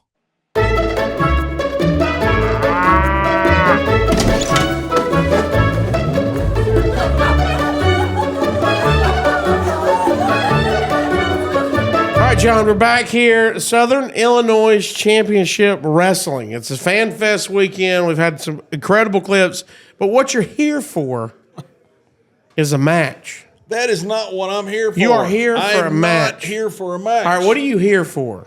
I'm not sure. I'm stuck in a damn match. So what happened was, That's what I was going to ask. How did you get roped into this? because of my friendship with Mr. Briscoe. Okay, which is your good, friendship. Lord, don't ever be friends with a dang Okie. You know, I signed him up for a retirement home in Texas one time, and they called me and said, your uncle cusses at us all the time. I go, "Don't Your worry." uncle. Oh, yeah. It took a few. That's a separate story. But I told Mr. Briscoe that I would tag team with his son, Wes, who I like also. You know, Sure. good man. Mr. Briscoe's a good friend. Well, then they take a better offer, and they go, there's somewhere else this The weekend. Briscoes. The Briscoes. Take a better offer. They take a better offer. After they got you involved. They got me involved, and then they bail because they got offered like $2.50 more cents, whatever it was, Sure. to go somewhere else. Okay. And so now I'm stuck here. So I'm thinking, okay, the match is canceled. Well, then Teddy Long gets appointed general manager, and that son of a bitch thinks he's a real general manager. He actually thinks he's like Bill Belichick. I mean, minus, a few things. But he thinks he's like the general manager of the company. Yeah. And he called me and goes, I got you booked in a match. I go, you ain't booking shit. You're not the real general manager. It's a work. And so Teddy Long has got me booked in this damn match, and now I'm here. All right, so now I'm here. So first of all, now we've shown on Curtain Jerkers for you getting ready for a quote-unquote match. Yeah. But really, you just came in, clothesline, won the belt, and left. Correct. I've never been in a match, an official match, where you get in there and the bell's rung in 17 years. 17 years. 2009, I believe, was my last match with Rey Mysterio, where I went 23 seconds. I had the sniffles that day. That's why I was short. That was at Mania. That's right. And I carried Ray for like 23 seconds. Really made him. I mean, Ray doesn't have good wind. Okay, people don't know that very well. And I had to carry him. I had to get him through that 20, about 18 seconds in, he thought he was going to die. He's like, I can't go any longer. I go, no, Ray. He blew up in 18 He blew up in 18 seconds. I said, Ray, don't worry about it. I carried him 5 more seconds and got him through. Put him over. I did that, for Ray. That's for the young guys. For the young guys and for the fans. Yes. Yeah. So it's been roughly 17 years since I've been in the ring in official capacity. I knew that was your last match there, but I didn't realize you had not did anything since then. No, I hadn't even been in the ring. I took one bump one time, and it took me about a week to get up. So I thought, I don't want to do that again. And so I haven't done it again. I've clotheslined a few people, but that's it. Now, Teddy Long thinks he's freaking Jack Tunney. So, but originally, though, with the Briscoes, you had to make a conscious decision. Yes. Yes, I will have a match again. Yes, I was going to have a match again. I started training, but then Wes took a better offer, and so did Jerry, Mr. Briscoe. Took a better offer and left me high and dry. So I just said, to hell with it. I quit training. So was there a itch to see what you have left? Like, what? I mean, you hear all the athletes. Hey, I retire, but maybe I could still go in there for one more game. Were you thinking, I'd like to go in there one more time? I was actually doing it because we thought it'd be fun. Right. Really. I just thought this will be fun. And, I'm 59 years old, and, how many chances I'll get in the future, I have no idea. Right. So I thought this is a good idea. I'll go out there with Wes and have some fun. Mr. Briscoe will be in my corner, and then they better offered me. So, yeah, it wasn't necessarily the itch. It was just, this sounds like fun. So, nervous is probably not the correct word. Is there butterflies? Are you anxious? Or is it like excited nerves? I could be horrible. I mean, horrible. So are you going in with the curtain jerkers expectations of low? Yes, very low. Okay. Very low, yeah. Everybody I see people, they go, I can't wait for you to get in the ring. I can. I can. So the match is what? The match is me and Warlord and Barbarian. Strong, brother. Strong. Brother. I have got the powers of pain. Strong. Yeah. I love those guys. Big Nasty somebody, Glenn Williams, and he was a really good talker. I don't know anything about his work or wrestling ability, and I don't know who the other 2 guys are. Okay. You got to focus on your I saw stuff. Warlord one time. We were at the Gym up in Minnesota. It's where all the big chemical factory up there. Okay. There was like 1,000 guys who bench press 500 plus pounds. Not that I'm accusing anybody of using anything illegal, but God almighty, there were some strong son bitches up there. He unracks 320. So he's got 3 45-pound plates and a 2.5, which I thought that's very meticulous to have 345 and 2.5. He unracks it, walks back with it, and I thought, what is he doing? Then he bends over and does bent rows with it, stands up, walks back, puts it back, and I thought, I can't do that. I'm not sure I should be in this business. So that's who I'm tagging with tonight. I feel comfortable. Now, will y'all call that in the ring, or is somebody going to tell y'all what to do? I hadn't even talked to them. I haven't done. Do they know they're in the match? They know they're in the match. I think I saw them across the way we were signing autographs. I saw them across there, and they waved, and so I think that was kind of. Wait, so you haven't talked to him the whole weekend yet? At all? Not even hello. Yeah. So, would you rather you go first tonight? I'd rather me 6-man tag. Do you I'd want rather to me go not at all. Okay.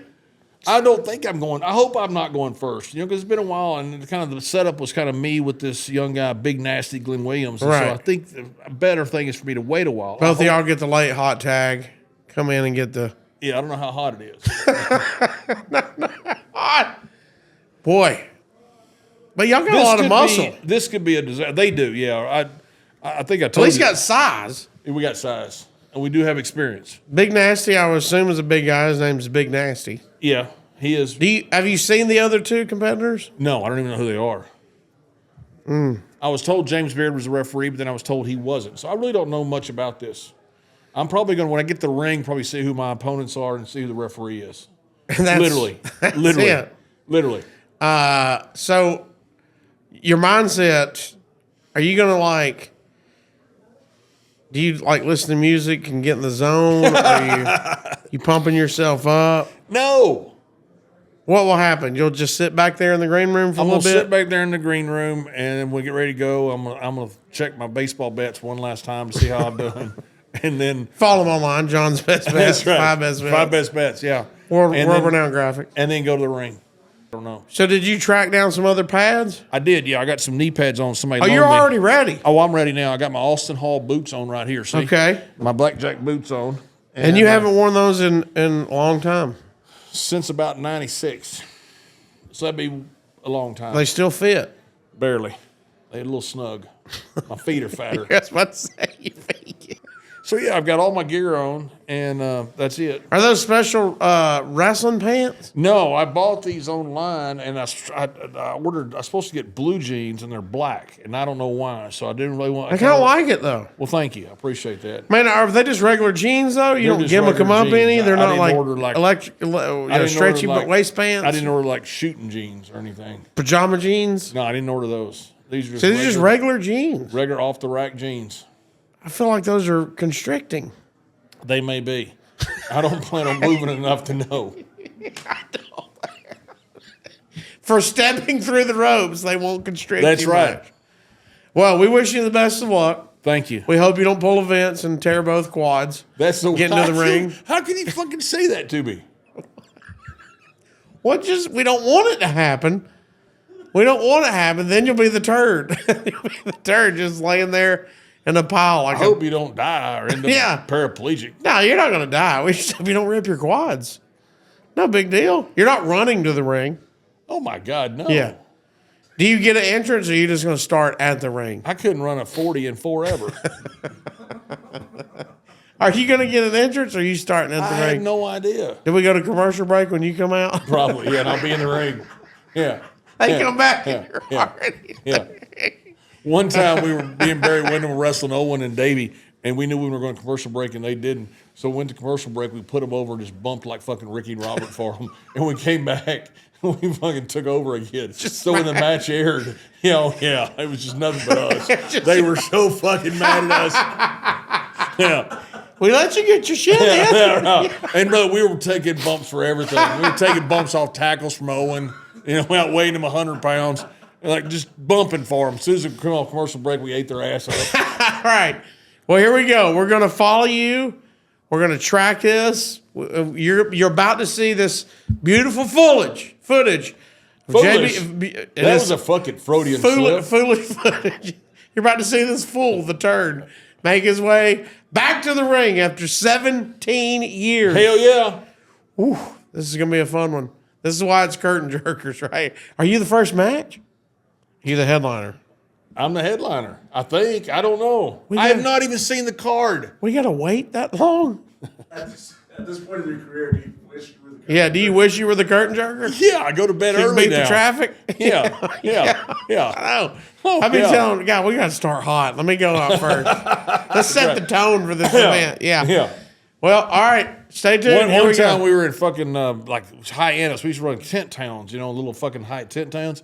And high-end tent town. Hyannis. It was like Hyannis was a fucking name of a town. It's a fucking town in Massachusetts. They named stupid shit up there because they're fucking from Massachusetts. Massachusetts is stupid.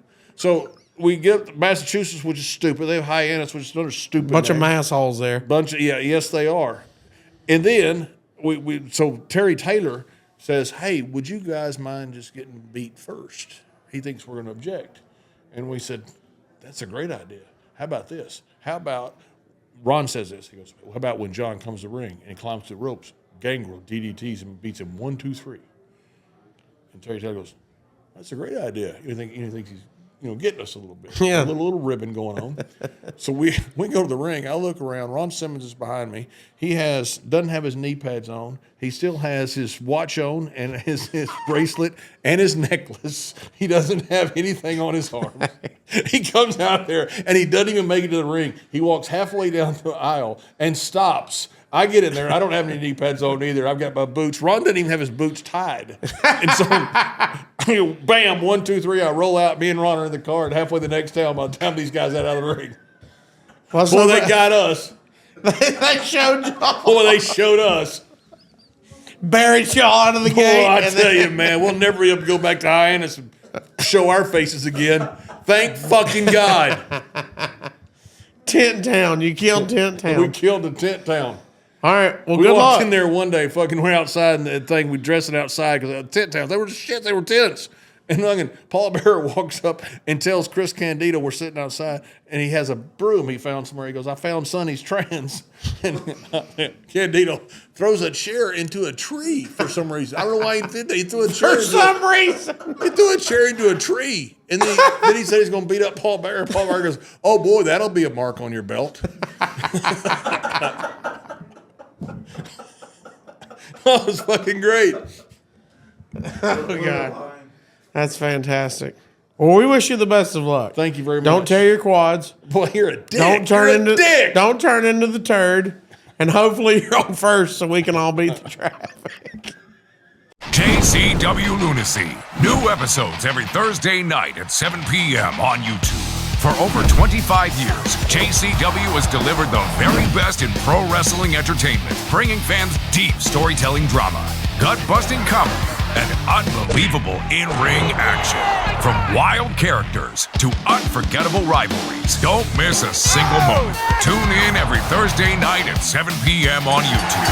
JCW Lunacy. Here we go. Here it is. John's first match back.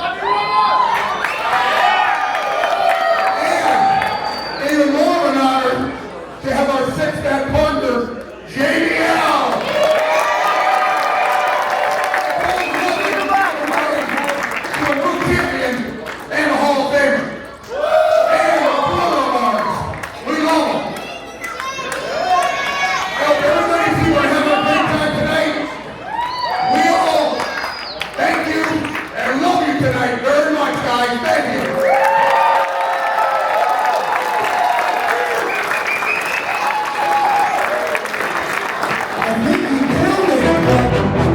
All right, here we go. Post-match. John, first match in 17 years.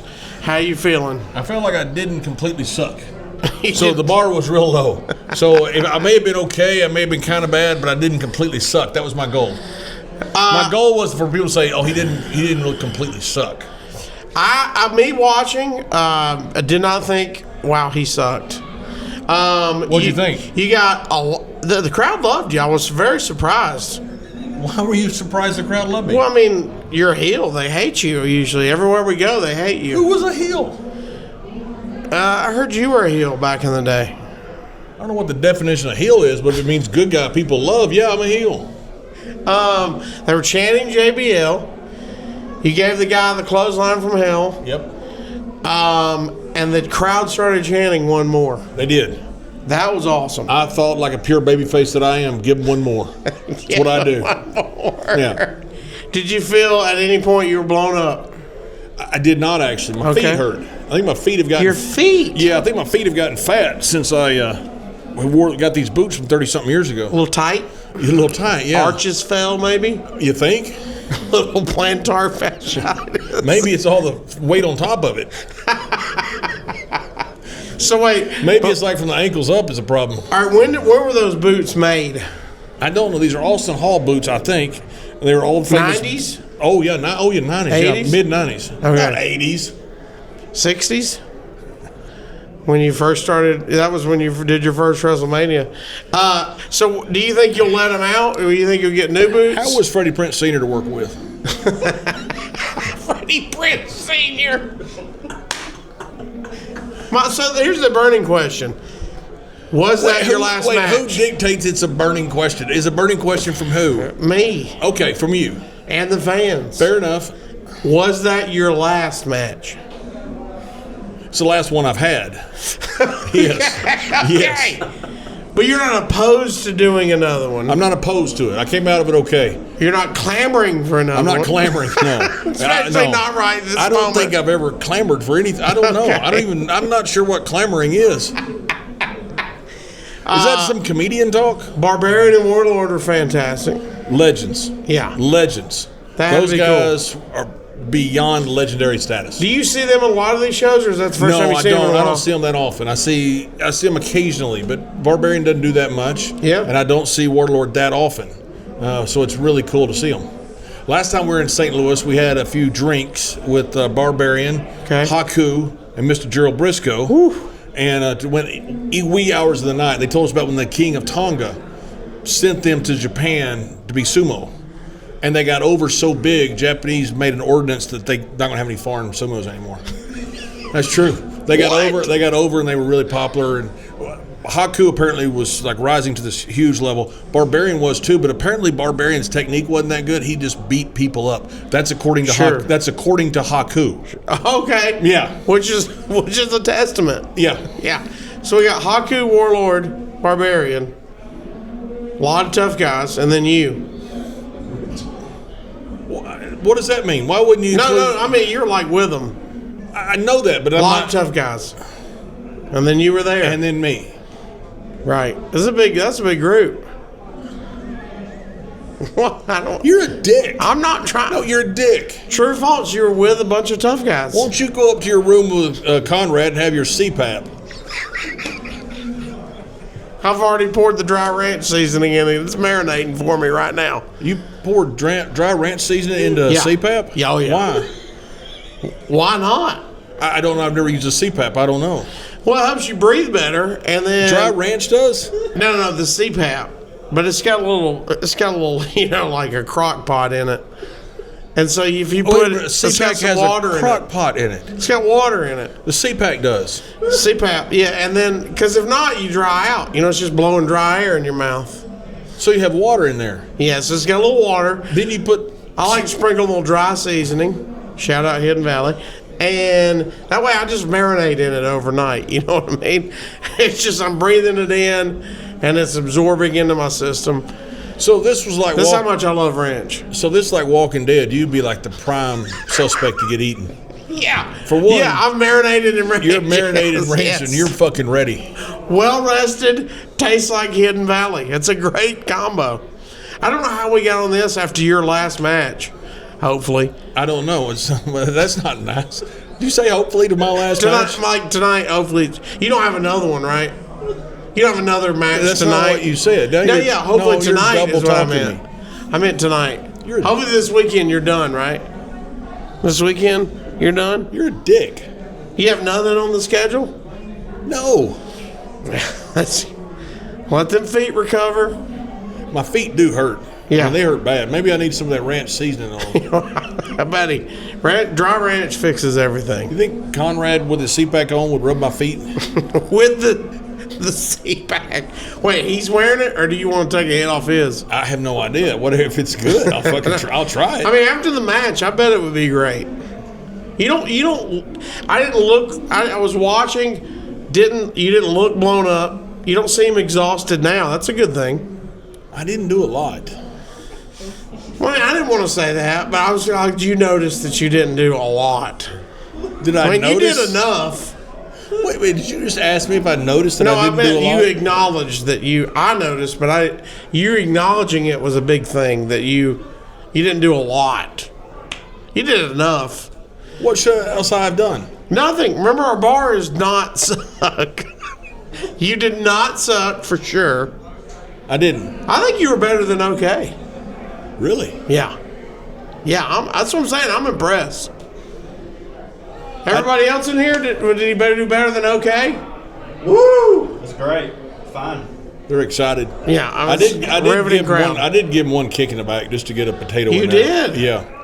Oh, you know what? Looks a little stiff. I need to potato somebody just to make sure my reputation stays intact. Well, the crowd loved you. I think you got out of there not looking bad. I don't know if you looked good, but you didn't look bad. You know what I mean? You were there. Do you think, just for reference, like when you walk out in front of these comedy clubs, that you look at guys, people look up at you, and when they judge your physical appearance, that they look at you and think he looks good, or no. See, they look at me and they go, "Boy, he looks bad. He's got to be funny." Yeah. Yeah, I mean, our buddy Corey Ryan Forrester. He looks horrible. Well, yeah. He looks awful. But when I told him I had celebrated a birthday, he looks like two donkeys got together and had a donkey child. And then got mange. Yeah. And like dry hoof disease. Dry hoof disease. I celebrated my 40th with Corey. Where's our two donkeys with dry hoof disease? Oh, they're at the comedy club. They got a new set. When I celebrated my 40th with Corey, he goes, "You're turning 40?" And I said, "Yeah." And he goes, "But we thought you were older than that. I got to call some people. You're doing better than we thought." Now, was this your 40th? That's a true story. Really? He said he literally called our friends and went, "Hey, bud, he's only 40. He's doing better than we thought." Wow, that's not very nice. No, it's not. That's not nice at all. No, it was not. It hurt my feelings. It hurt my feelings a lot. And when you said you celebrated your 40th with Corey, was that your 40th with Corey or with Corey 40th with Corey? No, it was my 40th birthday. 40th birthday with Corey. You know what I did? I actually did a shot with Swoggle. We were in Las Vegas. Really? Yeah. He got one shot and was plastered. And we did a bunch. But it was a fun weekend. I stopped him from fighting a 6'3" cowboy one time. Why? We would love to see That's that. an excellent point. Excellent point. Looking back at it. Hornswoggle was, believe it or not, drunk. And he wanted to toast a beer mug. And so I said, okay. So I drank a beer glass with him. And he threw it over his head in a crowded bar. And it hit this cowboy. So this cowboy. He threw the whole mug. The whole mug. And he hit this cowboy. And this cowboy wanted to fight him. And at one point I said, this really is not a good idea. I mean, really, it's not. I mean, if you win, I really don't think you can brag about this. And if there's any chance you lose or don't do well, you're never going to be able to live in this city. Well, if he would have won, that would have been huge. It'd have been great for us. We would have thought that was funny. Yeah. If Swoggle beat a 6'3" cowboy. That would have been awesome. It would have been great. Yeah. And if you got beat up, it kind of would have been awesome. I don't know why you stopped this. You're such a gentleman for stopping that. Yeah, and I can't repeat what Ollie Hornswoggle said to the cowboy, but it was bad. That wasn't the night you put him on the valet cart and took him upstairs, was it? No, that was the night I put him on a valet cart because I found him. I found him that night in the parking lot. I found him twice in a parking lot. He was. I said, "I look over. There's a lump in the parking lot, like a big lump." And I thought, "What the hell is that?" And then I said, "And we're all drunk coming back from the sports bar across the street." And we said, "Oh my God, it's Hornswoggle!" So we had to go. We didn't have a forklift available, so we went and got a valet cart and put him on it and got him up there. Yeah, there was a big drunk lump in the parking lot. It was fucking Hornswoggle. Just a drunk lump. Yeah. And some of the guys, of course, said, leave him there. And I said, we can't. He could run over. They go, yeah, but wouldn't that be kind of funny? Leave him there. This is after you saved him from getting his ass kicked by a 6'3" cowboy. That's right. This is a hell of a night. It was a hell of a night for Hornswoggle. He called that cowboy every name you could. This is all for one half mug of beer. That's right. That's how ripped he was. Yeah. At WrestleMania in Detroit that year is when I put him on the cart and had him wheeled through the lobby to get away from Vince. I did. Did you lay him on the bottom, or did you hang him? I didn't from lay one his of those fat hooks? ass anywhere. I called Did you the hang him bell. from one of them hooks? I called the bellhop, and I said, "Hey, you got to get him up to the room." He goes, "Well, how am I going to do that?" I said, "You're a luggage handler. He is our luggage." You're a luggage handler. So he just appeared at your door, basically. Yeah, it's well. No, I went and got the luggage handler to come get Hornswoggle. Yeah. He came to the green room where we had him as a lump in the floor. As a lump. Yeah, and so I said, you got to get him to his room. He goes, what do I do? I said, just dump him over. Just make sure he's not on his back so he doesn't throw up and die or something. And, at least where we're not sure. I thought if we don't see it, it won't be like funny. Right, yeah, no. So I said, don't let him die. Yeah. If he dies, you want it in front of you. Yes. Clearly, yeah. So we can put it on video loop. Yes. Yeah.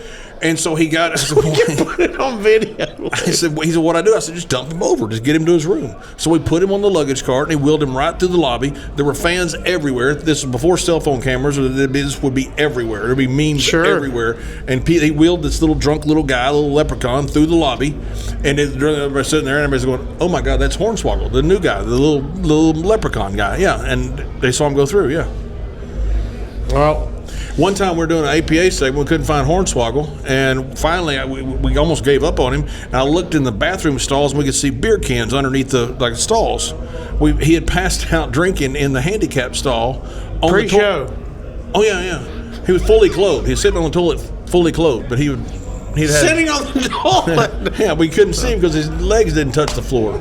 So he's sitting there with his he's sitting there like his legs like that, and he's drunk. We said, Hornswoggle, we need you for the scene. And he came out and did it. Performed flawlessly? He did. I don't know about flawlessly. It's kind of on a curve with Hornswoggle. Well, you know what? You remembering these stories means you did not get concussed out there, which, I'll be honest with you, some of us lost money on that. We thought you were going to get concussed. Corey thought I was going to get concussed? Yeah. How was I going to get concussed? He thought she was going to fall out of the ring. Just fall out of the ring. Yeah. That's really low. I know. Low bar again, low bar. Yeah. You beat it. So he was like, damn, he's doing good. He didn't fall out of the ring? And concuss yourself. How would do you think, when you think about this match, and hopefully we can get the footage to Meltzer, how many stars do you think it'll add to your career? Because you said you collect them. You've got tons of stars. I got like 38 and a third. Yeah, I've been wrestling. I wrestled 20-something years, and I just add all. You think this will get a star? No, but it'll get like an eighth of a star. An eighth of a star. Yeah, and I'll add it to it, and if I get 8 of those matches, I'll add a star to my. Okay. Well, you said 8 of those matches, which means you might be doing more. You never know. Ooh, door is open. This might not have been JBL's last match. We don't know. You never know. We never know. Well, I may be 17 more years, but you survived. You didn't tear your quads. I didn't tear my quads. No. You didn't hurt anybody. Nope. Not that I know of. Nope. Buddy, this is a win. I think it was a win-win for everybody. This is a win. Let us know in the comments. This is a W right here, dude. W. Did y'all win the match? Oh, yeah. Power of Pain beat the shit out of those guys. Yeah, they did. Yeah. Yeah, Barbarian off the top rope, John. In a house show. House show. In a dark match. Yes. He went off the top rope. Hey, delivered. He did deliver. Delivered, son. He did deliver. It's a great match all around. They were great. Y'all were great. Anybody who Haku would say about, he beat a lot of people up, he's tough. I think he was great. Yeah. Oh, no fantastic. matter what he's done. Yes. I'm going to tell you, I think he was great. He got 5 stars. Oh, he got 5. Warlord, easy. 5 stars. Oh, yeah. And I got an 8th. An 8th of a star. Yeah. 10 and an 8th stars for this match just on their side. That's pretty good. Yep. It's pretty good. Another edition of Curtain Jerkers in the books. He's got his quads. We've got our show. It's a good time. Boom. Boom. He survived. Yes.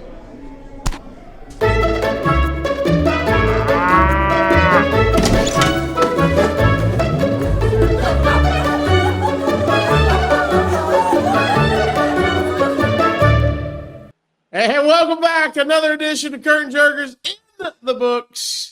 John Bradshaw Layfield. We revisited your first match back. First of all, you're undefeated since you came back. Thank you very much. I appreciate that. It's been very hard and very tough. But I had my Austin Hall boots on, by the way, and those boots don't lose. How many? When would you say the last time you took an L? Oh, that would be, and I don't even want to mention the person's name, Rey Mysterio, in WrestleMania back around 2008 or 9, I believe it was. So that's you haven't lost outside of WWE. Oh, hell no. No. Oh, no. Oh, you kidding me? It's like my tag team partners this past. I love those guys, by the way. And one reason I agreed to the match was because I got to go out there with the Powers of Pain. Come on. They got out there road with Warlord and Barbarian. I've known those guys for a long time. Never got to be in the ring with them, so that was a big honor for me. That's pretty crazy. When we revisited, I'd assumed y'all had worked together a bunch, but nope. I was always in different territories, and when I was in Japan, they weren't, and just never worked out where we're in the same place at the same time. I got to be around Haku a lot, but not around Barb. So the remaining question, as we revisited your first match back in many years, how sore were you the next day? Any at all? Or you been working out and you're back? No, I had not been working out. I got into shape about last year, and I was getting ready for a match. So I was going to have one. Those fell through, which I was kind of documented for. The AAA got sold. They made me a commentator, probably because they didn't want me in the ring. And then TNA, they changed creative on me, decided to go a different way. And I was fine with it, amicably parted. And so I hadn't worked out for a while. Still haven't. And so it was kind of new to me. So I was thinking about taking a couple extra bumps, and when I got out there, I thought, you know what? I don't think I want to. I'll sell for you in a different time. Will it be the last match back? No, I've actually got one. Believe it or not, I kind of got talking to some stuff. Not by my own volition. I allowed it to happen. Okay. So I'm gonna do something next week in OVW. Whoa! I am tagging with the freaking movie star, not The Rock, bigger than The Rock, much bigger than The Rock. The true star of Tulsa King, Cash Flow. Cash Flow, he's great. Mr. Bigfoot himself. Oh, he's freaking awesome. I love that guy. I remember him from the Netflix show. He was one of their main guys. That's where he got booked on this show with Stallone. Somebody called him and said, "Hey, you want to answer the phone? The next one call that comes to you." And he called. He goes, "Mr. Stallone, how you doing?" He said it was just a distinctive voice, And yeah. And of course, yo, Cash Flow. that's right. Yeah. Hey, yo, Cash Flow. Yeah. Mr. Stallone. He goes, "Don't call me Sly." So, yeah, well, that's gonna be fun. Cash Flow said Stallone's just the nicest guy. I don't want to, put word, but yeah, Cash. I think he does a great job on that show. That's a good show. I haven't been able to watch it. I didn't know he was on there. I'll have to give it a shot for sure. No, you won't. You won't watch it. People say that all the time. You're like, you're not going to watch it. I mean, you say that, but you're really not going to watch it. Look at me. Do you think I have anything but time on my hands? I'm not going to the gym or have a real job or have friends or have a boat or have money to do other things. It's just me and the TV, buddy. How far do you live from a lake? I mean, if you had a boat, would you be able to use it anyway? Yeah, well, I could get on the water in about 20 minutes. Okay. What We got rivers and 45 minutes is, Conrad's. He's down there on the big lake. But we could get in the river here, Ditto Landing in about 20 minutes from me. I think I'm more of a jet ski guy. You don't look like a jet ski. You really don't. Do you look like a jet ski, or I'm built like one? You look more like a barge, but like a svelte barge, like an in shape barge.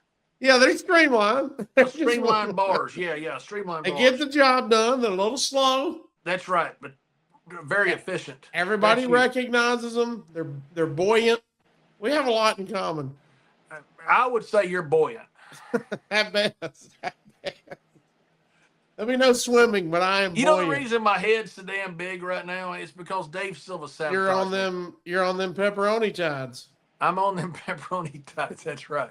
That's what everybody. If I did, I got some fake shit because it ain't working. So weird back in the day. Space said, "Man, that guy got busted for the steroids." They go, "How? It's not working." They're fake. Not a good sales job for dealer. No. They're like not even arresting that dealer. They're like, his stuff. We don't have to worry. Back in the day, steroids were everywhere. You get them legally. You go to the farm. You get them damn near anywhere you want. And people used to say, "Hey, you need to buy any steroids? Do you take them? Because if you take this shit, I don't want what you're on. I don't want to look anything like you." It's like going to an in-shape guy selling them. Yeah, that's right. It's like going to a personal trainer and some bitch looks like freaking Orson Welles. Like anybody even knows that reference these days. I don't care. He was fat.